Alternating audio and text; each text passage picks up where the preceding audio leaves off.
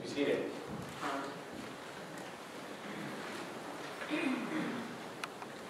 Throughout my life, I have tried to catch glimpses of God in the majesty of wild places. I've hauled myself to the tops of the icy Cascade volcanoes. I've meandered down secret streams that run through canyons in the desert Southwest. I've even sloshed my way through sticky swamps in South America, trying to put my hand into the fingerprint that is left behind by our Creator.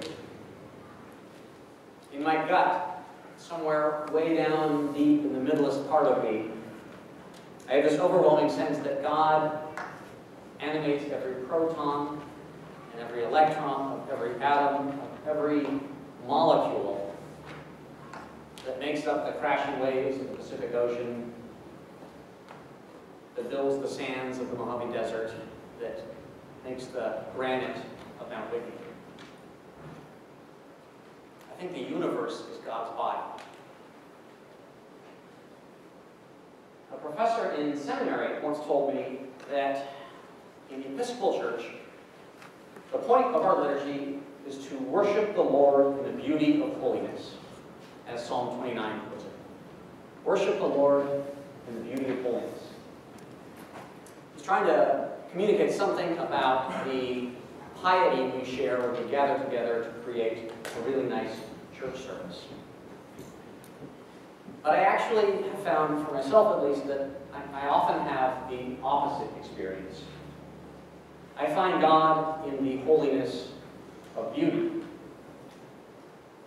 in the pure joy of creation, in soaking up the warmth from brother sun, and seeing shadows cast by sister moon, St. Francis puts it. In those things, I feel holiness. Jesus captured some of this with those memorable words we heard from the Sermon on the Mount. Consider the lilies of the field, how they grow. They neither toil nor spin, yet I tell you, even Solomon in all his glory was not clothed like one of these. It's like Jesus is telling us to stop and smell the roses, to realize that God is present in all of creation.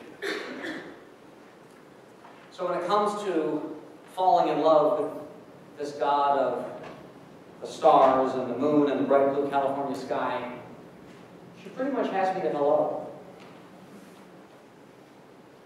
Now, for much of my life, I've been sustained by that beauty. So treating the mysterious body of God with respect and wonder, for me, gets to the core of what Jesus said when he asked us to love God with all our hearts, all our mind, all our soul, and all our strength. Well, what about the second half of that great commandment Jesus gave us? Loving your neighbor as ourselves. What does a spirituality of the holiness, of the beauty of creation have to do with our neighbors? For a long time, I didn't see much connection. I like going out in the woods because they make me feel good. Climbing mountains makes me feel alive. I want to conserve wilderness so that I can go and hike in it. Basically, I like the wilderness for what it did for me. And then a few years ago, a light bulb went off in my head, which now seems so obvious, I don't know how I missed it. And it's this. When Jesus, in the Gospels, asked us to love our neighbors, he defined the term neighbor very, very broadly. Not just the people who live next door to us.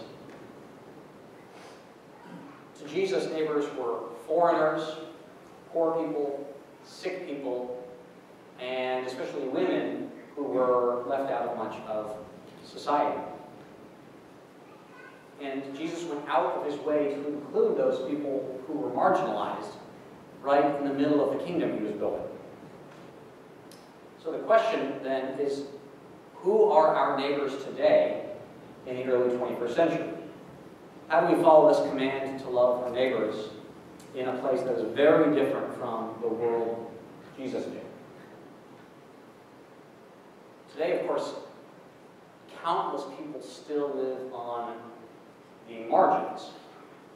I think often today it's the margin left by what can feel like a steamroller in our economy. But Jesus might say our neighbors are the people who make all the cheap stuff that we buy in poor countries.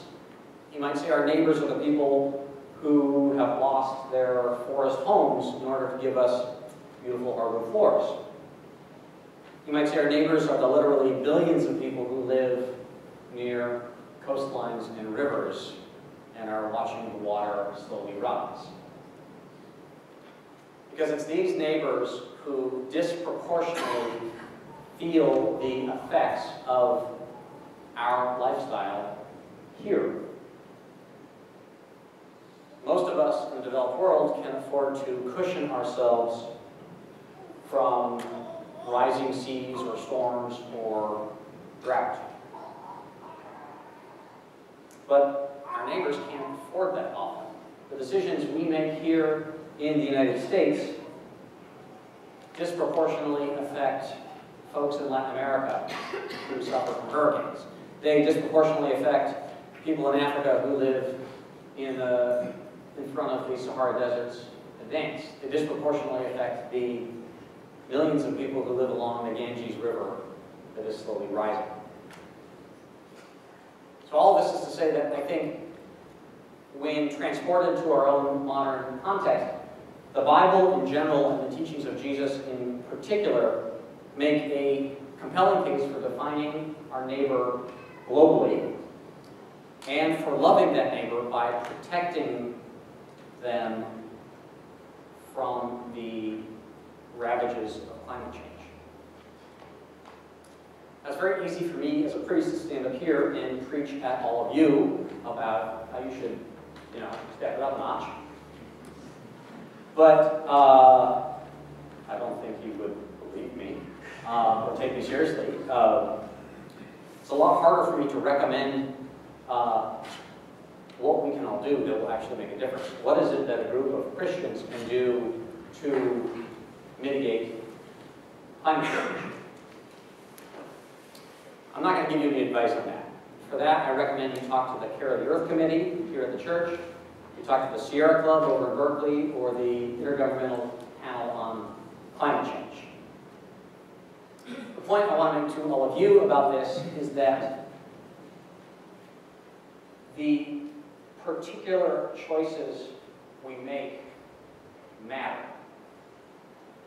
I recognize that our choices are not black and white. They're in a gray area, often caught between trying to do what is right and trying to save some money.